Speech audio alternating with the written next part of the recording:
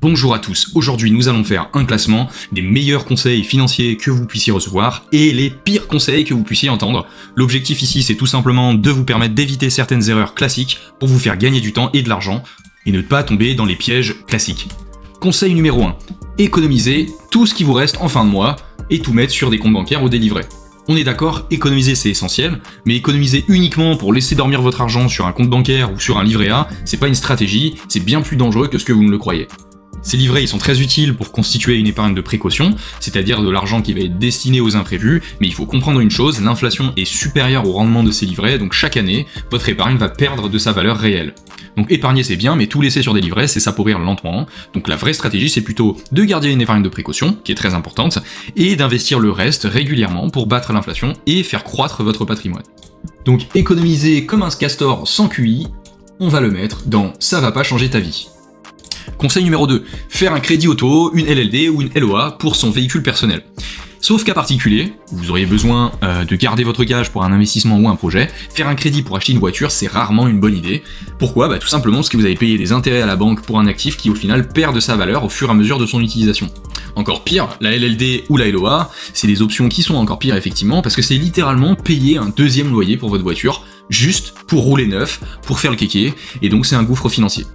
La meilleure stratégie, au lieu de vouloir simplement flâner, c'est d'acheter une voiture moins chère, de l'acheter cash, et d'éviter de brûler votre argent pour tout simplement paraître. Donc faire le kéké en Golf 7R avec crédit auto ou location longue durée, on va très clairement le mettre dans la catégorie conseil de Jean Didier au bar PMU. Conseil numéro 3, diversifier ses investissements. La diversification, c'est indispensable, effectivement, mais il faut comprendre ce que c'est qu'une vraie diversification.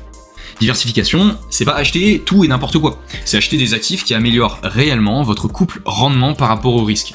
Et la mesure qui va permettre de calculer ça, c'est ce qu'on appelle le ratio de Sharpe. C'est tout simplement le rendement de votre portefeuille d'investissement moins le taux de rendement sans risque, c'est-à-dire en général le taux de rendement d'une obligation d'un État qui est jugé comme sûr, divisé par la volatilité, autrement appelé le risque ou l'écart type.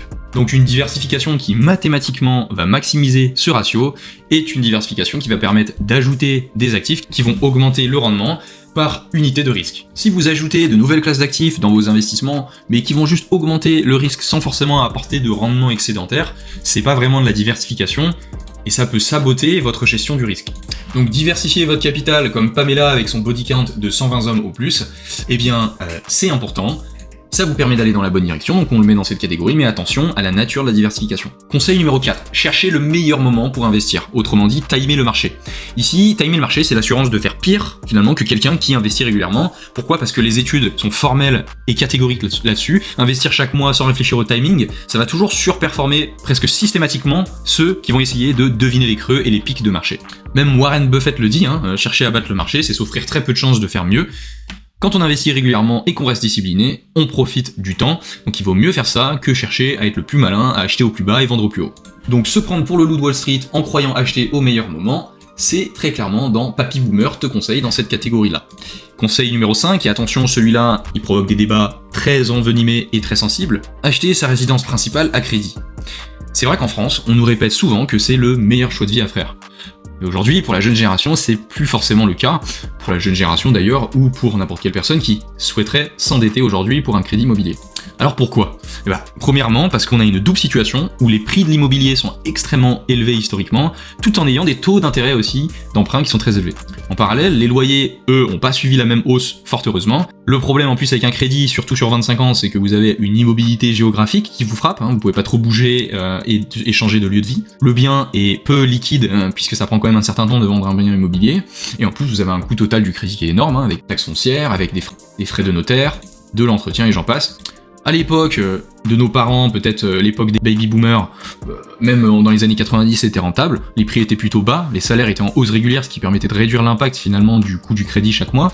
Il y avait de la croissance économique, donc derrière ça permettait de générer des plus-values sur le marché immobilier, mais aujourd'hui le risque est plus élevé que le rendement, donc dans beaucoup de cas il vaut mieux louer et investir la différence en bourse, vous vous en sortirez dans la plupart des cas beaucoup mieux, sauf quelques cas assez rares en campagne où on peut vraiment avoir des prix dérisoires sur l'immobilier et où là ça devient assez intéressant d'acheter. Donc acheter sa résidence principale juste pour ne pas passer pour un fou au repas de Noël, moi je mets très clairement ça dans la catégorie Papy Boomer te conseille. Conseil numéro 7, créez un business en parallèle de votre job et diversifiez vos sources de revenus. Effectivement, c'est une bonne idée si vous avez le temps et une idée solide, mais ce qui oublie de dire en général, les vendeurs de formation un peu charlatans, c'est que un business, ça demande énormément de travail. Si vous avez déjà un job prenant et une famille, ça risque juste en fait de vous épuiser. Donc si vous pouvez créer un business qui est semi-automatisé et qui est rentable par rapport au temps que vous y passez, ok. Mais sinon, vous risquez tout simplement de vous dégoûter de la chose. Donc se lancer dans un side business comme Kevin qui sort d'un bac STMG et qui vend des formations sur le trading, non. Très clairement, ça va pas changer votre vie, ça peut même la réduire en qualité. Donc on va le mettre dans ça va pas changer ta vie. Conseil numéro 8, suivre ses dépenses au centime près. On est d'accord, faire un budget c'est une très très bonne idée, ça vous permet d'avoir une ligne directrice, mais attention, traquer tout au centime près, c'est très clairement la recette pour devenir obsédé et malheureux. Le but dans la gestion de son budget c'est d'avoir une direction, une discipline, c'est-à-dire d'être régulier, et s'octroyer une marge de 5% d'erreur pour tout simplement pouvoir respirer. Le but c'est pas d'être robotique. Donc suivre ses dépenses au centime près, moi je vous le dis, ça ne va pas changer votre vie. Donc on le met dans cette catégorie-là. Conseil numéro 10, ou en tout cas pratique numéro 10. Vivre à crédit.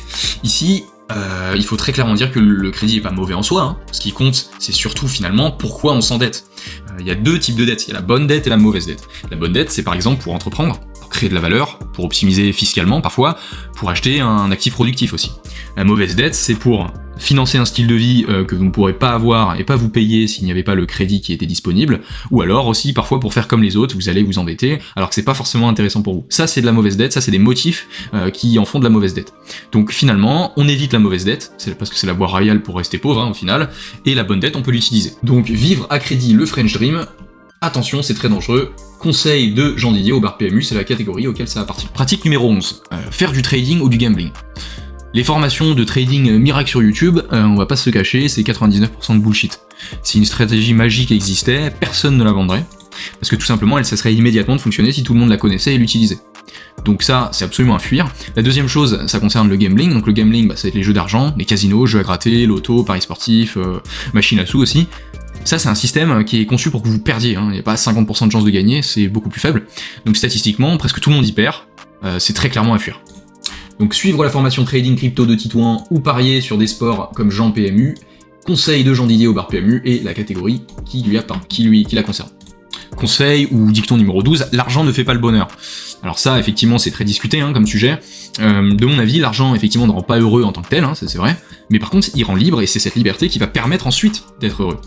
Si votre passion elle ne vous permet pas de vivre aujourd'hui, avec 400 000 euros, 800 000 euros ou plus, on peut vivre cette passion et vivre notre vie selon nos propres règles.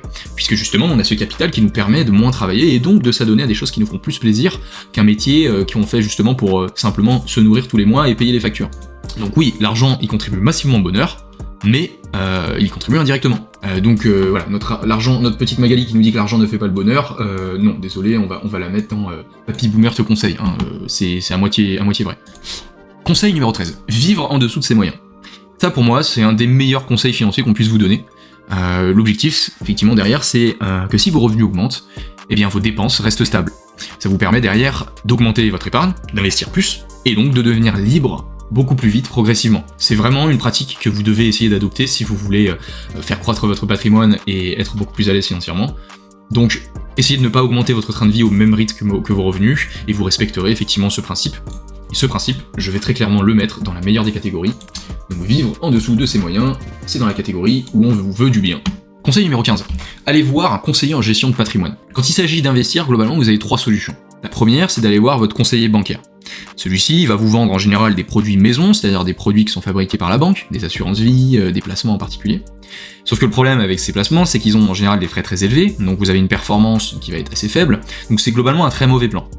La deuxième solution, c'est d'investir par vous-même. Ici, vous allez avoir des frais beaucoup plus compétitifs en ouvrant un compte d'investissement auprès d'un courtier en ligne, donc des meilleures performances. Par contre, ça vous demande plus de temps et un minimum d'envie de gérer ça par vous-même. La troisième solution, c'est d'aller voir un CGP, un conseiller en gestion de patrimoine. Alors il y a différents statuts, il y a les indépendants, les dépendants, mais en général ça va vous permettre d'accéder finalement à plus de produits, donc de faire de meilleurs choix que si vous alliez voir votre conseiller bancaire, et de meilleurs choix de manière générale si vous n'avez pas envie de gérer les choses par vous-même. Par contre, en général, il va être aussi incité à vendre des produits qui sont plus chargés en frais, parce qu'il se rémunère avec une rétrocession de ces frais. Donc un bon CGP vous aidera à faire fructifier votre patrimoine, mais ne vous attendez jamais à la performance d'un investisseur qui fait les choses par lui-même et qui sait se débrouiller seul de manière efficace. Donc je vais mettre ce conseil dans la catégorie d'aller dans la bonne direction. Effectivement, ça vous permet d'aller dans la bonne direction, mais c'est pas non plus le meilleur conseil qu'on puisse vous donner. Dernier conseil, en fait un conseil qui se décompose en 2 sous-conseils, c'est de comprendre que l'argent facile et rapide n'existe pas, et que l'argent arrive plutôt avec patience et discipline, et que donc investir régulièrement sans paniquer, notamment lorsqu'il y a des crises, ça permet tout simplement de profiter de la mécanique des intérêts composés à long terme, et de la croissance économique qui fait monter les marchés boursiers et donc vous apporte un rendement. Donc ce conseil qu'on pourrait vous donner d'être patient, discipliné, et de profiter des crises pour justement acheter encore plus d'actifs, ce qui vous permet d'accélérer votre accession justement à la liberté financière, ces 2 conseils-là sont très importants et font partie globalement des meilleurs conseils qu'on puisse vous donner. Donc je les inscris très clairement dans la catégorie des conseils des personnes qui vous veulent du bien. Je vous remercie d'avoir suivi cette vidéo et ce classement.